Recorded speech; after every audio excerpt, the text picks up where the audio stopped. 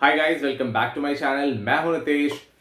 Guys, last video में मैंने UPI transaction limits के बारे में बात करा हुआ था और उस वीडियो में मैंने यूपीआई को लेकर के आपके जितने डाउट्स आते हैं उन सभी को उसमें मैंने आंसर करा था। लेकिन उसी वीडियो के कमेंट सेक्शन में मेरे को बहुत सारे डाउट्स आए कि आप जो ऑनलाइन बैंकिंग के अलग अलग सिस्टम्स हैं यूपीआई को छोड़ के, जैसे कि आईएमपीएस, एनईएफटी और आरटीजीएस, इनमें भी क्या कोई ट्रांजैक्शन लिमिट्स होती है, इसके बारे में आप लोगों की बहुत सारी क्वेरीज आई।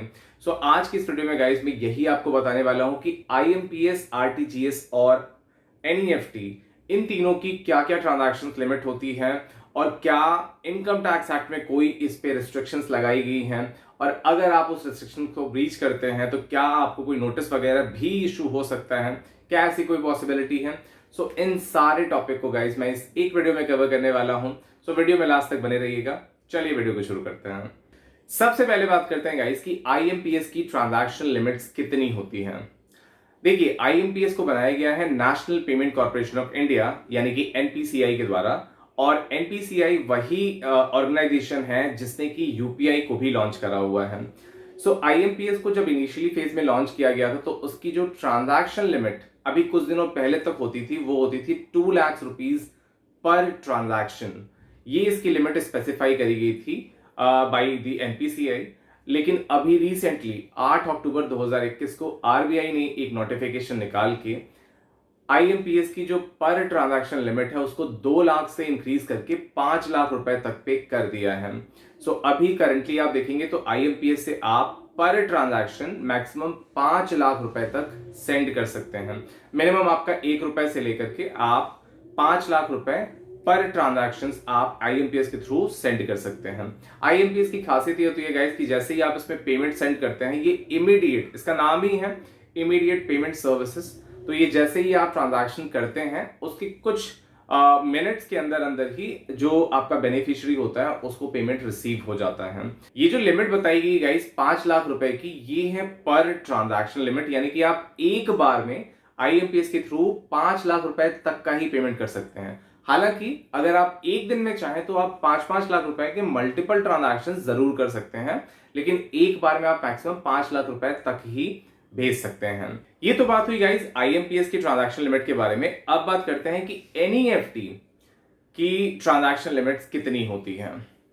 देखिए, एनईएफटी का मतलब होता है नेशनल इलेक्ट्रॉनिक फंड ट्रांसफर, और ये एक ऐसा सिस्टम है जिसको आरबीआई खुद ओन और ऑपरेट करता है, यानी कि ये पूरी तरीके से आरबीआई के कंट्रोल में होता है। अब एनईएफटी की जो डेली ट्रांजैक्शन लिमिट है वो आरबीआई के द्वारा कुछ भी सेट नहीं करी गई है, यानी कि आरबीआई ने ऐसी कोई भी गाइडलाइंस नहीं दी हुई है कि आप मिनिमम या फिर मैक्सिमम आप एनईएफटी के थ्रू कितना अमाउंट भेज सकते हैं।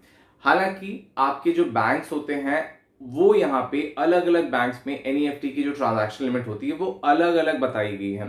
कुछ बैंक्स में इसकी लिमिट आपको 2 लाख रुपए, कुछ बैंक्स में 5 लाख रुपए, कुछ बैंक्स में 10 लाख रुपए, और कुछ बैंक्स में ये लिमिट आपको 25 लाख रुपए तक देखने को मिल सकती है।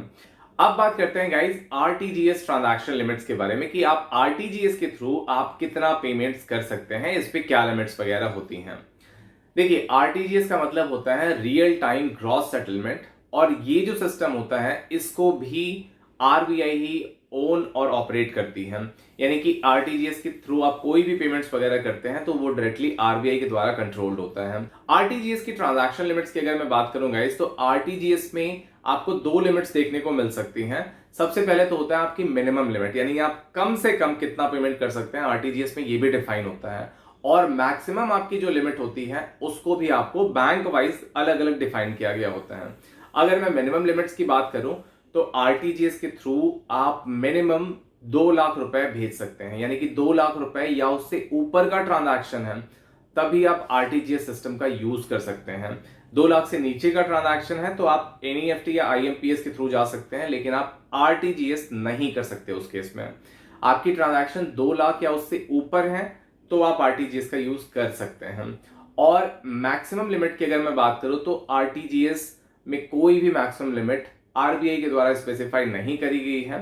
आरटीजीएस के थ्रू आप कितना भी पेमेंट आप भेज सकते हैं, लेकिन आपके बैंक्स आपके लिए लिमिट स्पेसिफाई कर सकते हैं कि आप आरटीजीएस के थ्रू कितना पेमेंट सेंड कर सकते हैं। और प्रैक्टिकली ऑनलाइन बैंकिंग के थ्रू जो आप आरटीजीएस कर सकते हैं। मोस्ट ऑफ द बैंक्स में ये लिमिट 25 लाख रुपए की दी गई है, यानी कि आप ऑनलाइन बैंकिंग के थ्रू मैक्सिमम आरटीजीएस से जो पेमेंट भेज सकते हैं वो है 25 लाख रुपए। सो अगर आप 25 लाख रुपए तक का ट्रांजैक्शन करना चाहते हैं तो आप ऑनलाइन बैंकिंग के थ्रू आरटीजीएस का यूज कर सकते हैं। लेकिन अगर आपकी जो ट्रांजैक्शन है वो 25 लाख रुपए से भी ऊपर है तो उस केस में आपको बैंक की ब्रांच में विजिट करना पड़ेगा और उसके बाद आप ब्रांच के थ्रू आरटीजीएस ट्रांसफर कर सकेंगे। अब बात करते हैं गाइस सबसे इंपॉर्टेंट क्वेश्चन की कि क्या आईएमपीएस, एनईएफटी या आरटीजीएस की इनकम टैक्स एक्ट के अंदर कोई लिमिट बताई गई है? The answer is no. Income tax act में गाइस किसी भी तरीके की आईएमपीएस या एनईएफटी या आरटीजीएस या किसी भी ऑनलाइन बैंकिंग मोड की कोई भी लिमिट स्पेसिफाई नहीं करी गई है। यानी कि इनकम टैक्स एक्ट के अकॉर्डिंग आप जितना मर्जी चाहे पैसा रिसीव करें, इनकम टैक्स एक्ट में कोई भी इशू नहीं आने वाला। लेकिन आपको एक बात जरूर ध्यान रखनी है कि अगर आपकी बैंक अकाउंट में बहुत ज्यादा रिसीविंग्स होती है किसी भी मोड से, चाहे वो इवन यूपीआई हो या फिर एनईएफटी हो, आरटीजीएस हो या फिर आईएमपीएस हो, अगर आप किसी भी मोड से बहुत ज्यादा अगर आप अमाउंट रिसीव करते हैं अपने बैंक में, तो आपका जो बैंक होता है वो आपके बैंक अकाउंट की इंफॉर्मेशन आपको इनकम टैक्स डिपार्टमेंट के पास वो फॉरवर्ड कर देता है। तो उस केस में ये हो सकता है कि आपके पास नोटिस इशू करके आपको उस अमाउंट का एक्सप्लेनेशन पूछा जा सकता है।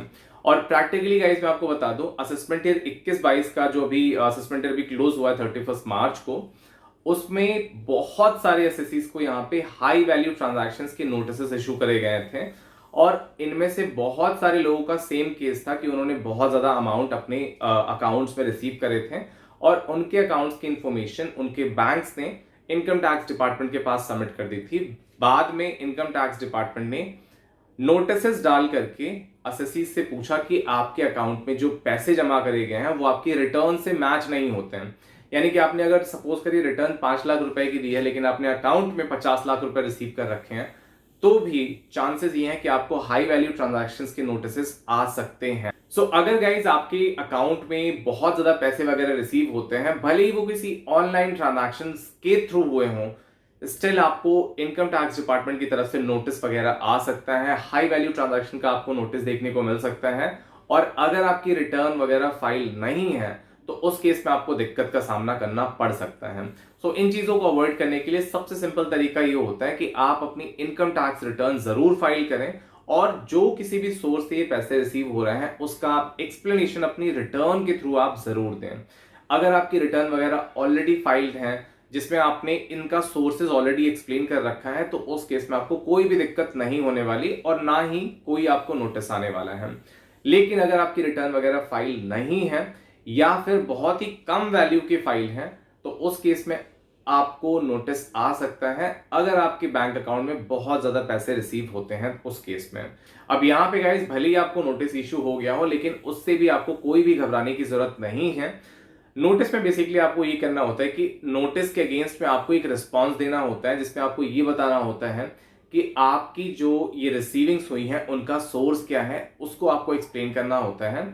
और अगर आपका जो एक्सप्लेनेशन है वो डिटेल्ड है और प्रॉपर एक्सप्लेनेशन है तो उस केस में आपका जो नोटिस होता है उसको ड्रॉप कर दिया जाता है और उसको खत्म कर दिया जाता है। सो ऐसी कोई घबराने की बात नहीं है। लेकिन इन चीजों से बचने के लिए सबसे सिंपल तरीका ये होता है कि आप अपनी इनकम टैक्स रिटर्न जरूर फाइल करें। ऑल राइट गाइस, तो ये थी complete video about IMPS, RTGS और एनईएफटी की ट्रांजैक्शन लिमिट्स के बारे में। आई होप इसमें मैंने आपके सारे क्वेरीज जो कि आपके बहुत फ्रीक्वेंटली आते थे उन सभी को मैंने इसमें कवर करने की कोशिश की। इसके बाद भी अगर आपकी कोई क्वेरी वगैरह रह जाती है तो आप लोग मुझे प्लीज कमेंट करके जरूर पूछें और साथ ही साथ अदर सोशल मीडिया हैंडल्स पे, आप इंस्टाग्राम पे, टेलीग्राम वगैरह पे आप हमें मैसेज करके पूछ सकते हैं। मैं पूरी कोशिश करूंगा कि आपके हर एक क्वेरीज का मैं आंसर जरूर करूं।